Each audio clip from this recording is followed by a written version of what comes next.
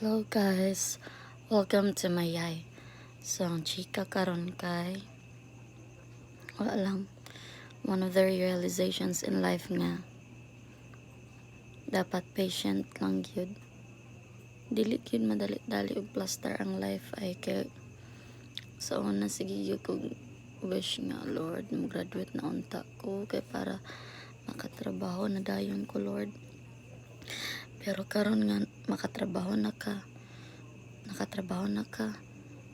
ang ending mura feel nimo dili gyapon enough ang salary nana ba. So mura kailangan pa jud og more efforts bitaw, more efforts especially nga nabilang ta sa family nga dili gyud financially capable. So mas maningkamot pa jud ta ani.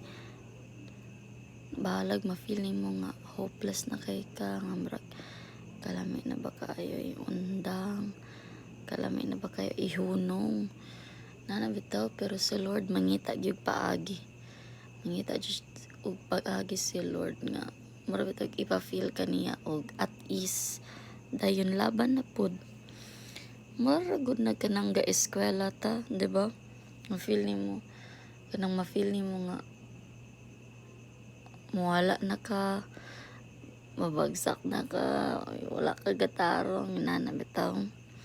Pero naagi gyapoy adlaw nga maka-feel ka nga mura bitaw kagyatagan og hope sa Ginoo nga mobarog og balik, mo stand up din maningkamot na pud.